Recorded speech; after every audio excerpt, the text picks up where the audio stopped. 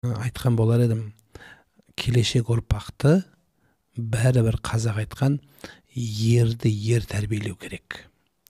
Қазір бізде жаңа айтқан дүниені мен өзім таба алам, баланы өзім асырай алам деген кез келген қарындасымыз әке бола алмайтын түсіну керек. Әкенің сұсы, әкенің басқасын айтпағанда үйдегі аяқ киімінің өзінен үйге кіргенде еркектің аяқ киімін көргенде бәрібір аяқ тартасыз. Бұл үйдің отағасы бар екен дейді. Әйелді отанасы дейміз. Сондықтан біздің осыны пайдалана отыра ең бірінші бала тәрбиесі емес, әркім өзін тәрбиелеу керек. Келешекті ойлау керек. Иә, қазір біздің жас қыздарда мынандай түсінік пайда болса, не қыламын мен күйеуге шығып, бала тәрбиесі не қыламын? Мен өзім үшін кейін туып аламын дейді. Босамам, экоцентрлер бізде, ол жағына еркіндік барып, сол жерден қолдан ұрықтандыру арқылы мен өзім бала босанып аламын, маған еркектің қажеті жоқ. Кейін өзім үшін, содан бұл өз басынан шыққан сөз, өзім үшін туып аламын деп. Сонда күйеуге шығып босанғандар сосед үшін туа ма, түсінбеймін кім үшін туатынын. Бұл сондай түсінік бар да, мен өзім үшін туып аламын деп. Сонда бұл бала елдің баласы емес, халықтың баласы, менің балам деген сөз болды.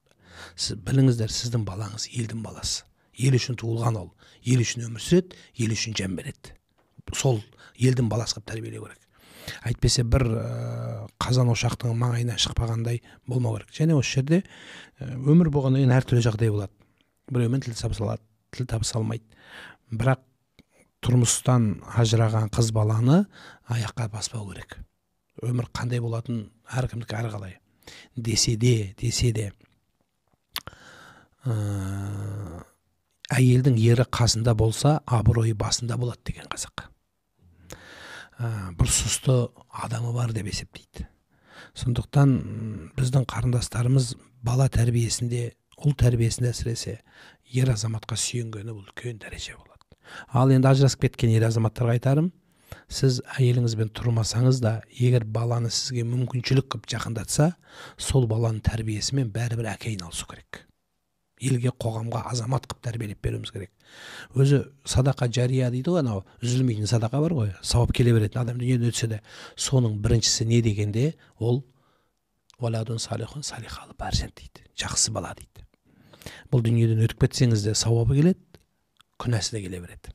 Сондықтан ұрпақ тәрбиесі біздің қарындастарымыздың иманды ибалығы, биязылығы, бұл әр қазаққа бүгінгі таңға керек маңызды дүние. Біз біреумен емес, біз өзімізбен атсалысып, өзімізбен айналысуымыз керек. Сіз ойламаңыз, маған бола не тұрады, мен кіммін деп, жоқ. Сіз сол қоғамның мүшесісіз. Сіздің балаңыз сол қоғамның үлкен бір азаматы болады бұйырса. Анау біреу су әкеп құя берсе, біреу басқа нәрсе шатасып кетеді. Жоқ, әркім өз үлесін қосу керек. Сонда біздің мемлекетіміз алға басады. Ұрпақ тәрбиесі, бала тәрбиесі, әйелдің өзінің құрметі, ер азаматтың қадірі бұл қоғамдағы ең маңызды тұрған дүниенің бірі. Біз соған керек. Оны не істейді? Оны тағы да мен дін адамы болғандықтан атамыз қазақтың сөзімен аяқтағым келіп тұр. Құдайдан қорықпағаннан қорық деген. Демек, адамзат қазақ тарихындағы иманды адамның ең бірінші сенімі Құдай көріп тұр ғой. Өзі Құдайдан жасырмағанда адамнан жасырма дейді қазақ. Сол нені түсіндіреді? Біз Құдайдан қорқу, ұялу, ар, намыс біз үшін ең жоғарғы дүние. Адам үшін, атақ үшін болмау керек. Мен атым жақсы қалсын деп, жоқ. Атыңызды бүгін жақсы десе, 20 жылдан кейін көріп бұтақ, құрып кетсін деп айтуы мүмкін. Ол өмірде бұл көріп жатырмыз. Кешегі мақтап аяқ қолын сүйген адамды бүгін қоқысқа сүйреп апарып тастап жатырмыз ғой. Бұл қияметтің белгісі. Сондықтан кешегі Қайрат Рысқұлбековті қалай көтерді, қалай жамандады, қазір қалай көтеріп жатырмыз. Ол өмір, ол сондай болады. Болмау керек, бірақ болады ол.